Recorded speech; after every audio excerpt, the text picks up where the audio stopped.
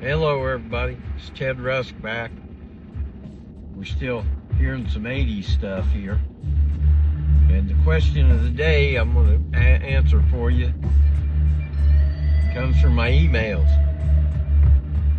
Ted, I understand that you know a little bit about ancient alien theory. Could you put it in a nutshell and kind of explain it? Yeah, I will. Right now we're going to listen to Phil Collins, In the Air Tonight. Oh Lord. Man, I like his older stuff. I like Abacab. Look up on the wall.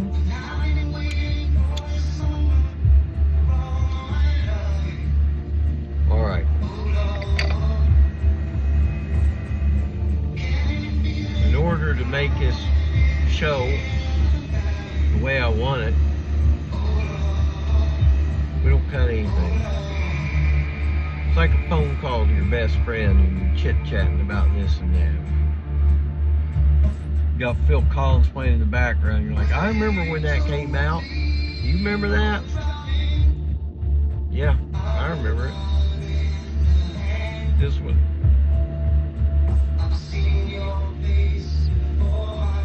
I don't know what I would call this. 80, 83, 84, 85, something like that. Something like that. Wipe off that grin. Know how you've been. It's all been a pack of lies.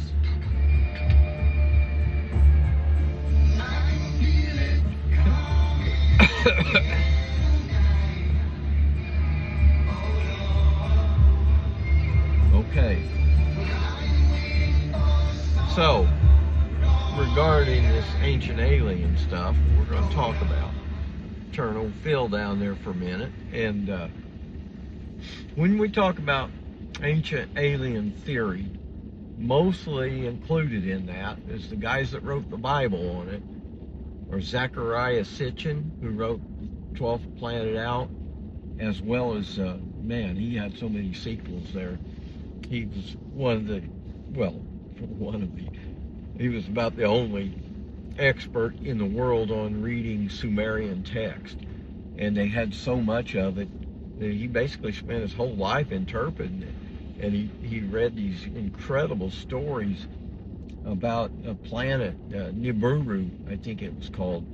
And it was on an elliptical orbit, so rather than circle in a kind of a perfect circle around the sun, this thing came blowing by in an elliptical orbit. So it'd go out and be gone for, I think it was maybe it came around every 3,600 years or something. Well, also one might surmise, if it's in an elliptical orbit, then it might be close to the Earth at 2 points, where it's going out beyond the sun and then on its way back, a narrow band, that puts it as close as, let's say, Mars. And supposedly these are the aliens that we all wrote about and believed in. So, and these are the ones that are still, as they claim, here today. They engineered us. Okay, this is where it gets into a bit of a clash with the Bible, but it really doesn't. The Bible is a story of basically the earth, and the Jewish folks, they accept, I think, the Old Testament. The first five books of the Old Testament are also the Jewish books, and as far as I know, the Muslims accept the portions of the Old Testament, or if not the whole thing. So what we've got is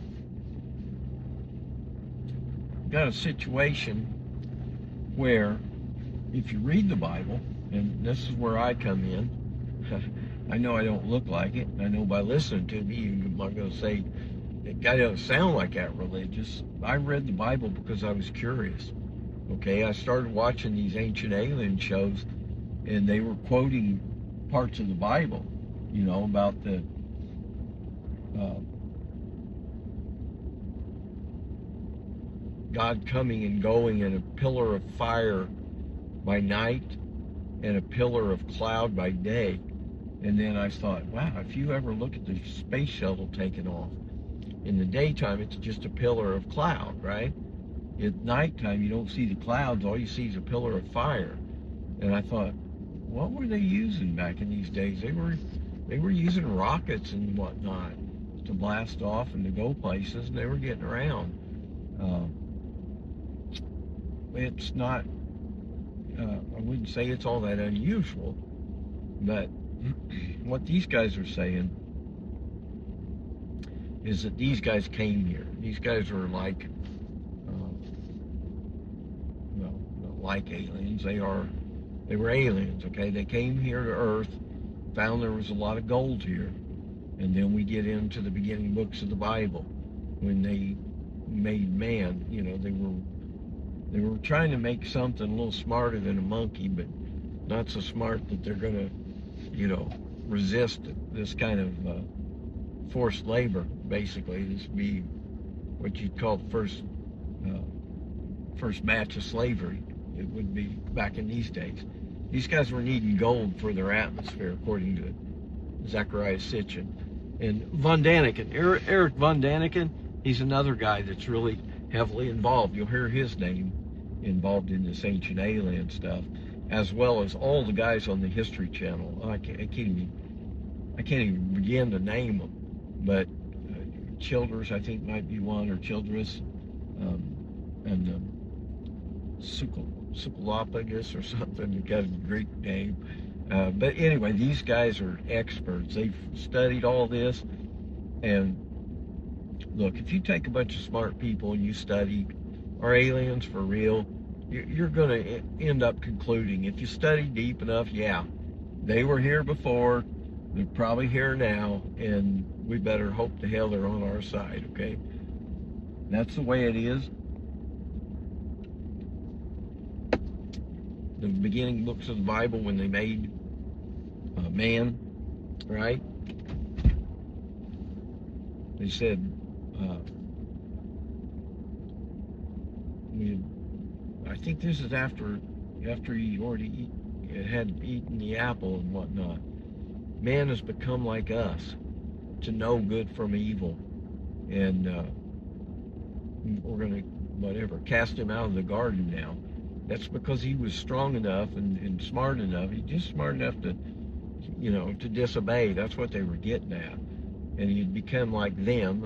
Again, keep in mind, that's a plural. There were more than one God in the Bible. In the beginning, it was the gods. And there may have been one in charge, but there were many listed here and there throughout the Bible, and the men of renown. Remember that one? They quoted that a lot in the History Channel, Ancient Aliens. That's where the sons of gods came down and married the daughters of man, because they found them to be hot, so they came down and banged them, and we got these giants, these you already bred something a little smarter than a chimpanzee, and now you've interbred it again, at least another 50% now you've put in there of intelligent alien life, okay? That's probably why we got such a discrepancy or a disparity in IQ on the same planet. We all live on the same planet, but there's areas and countries where the average IQ is in the 60s, and there's areas, countries where it's in the hundreds. It's I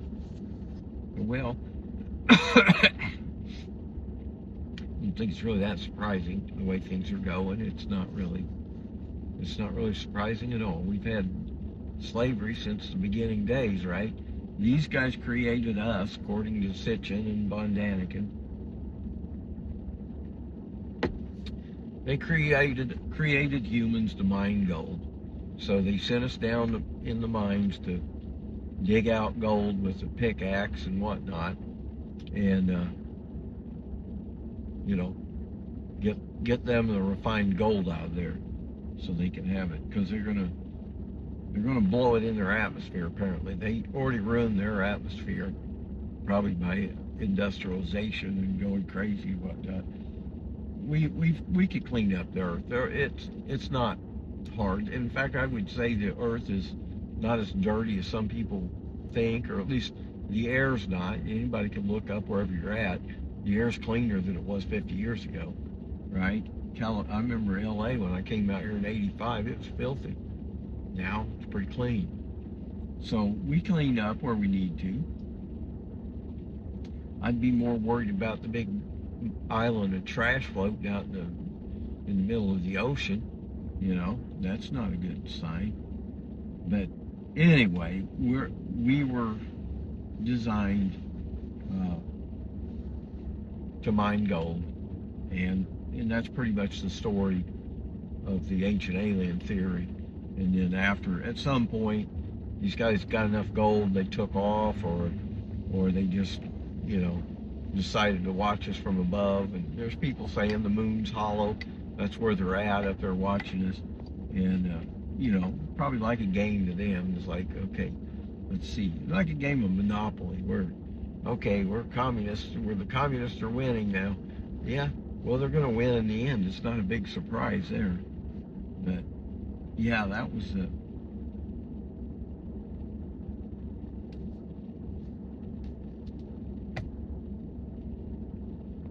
Yeah. Chill out. Think about it.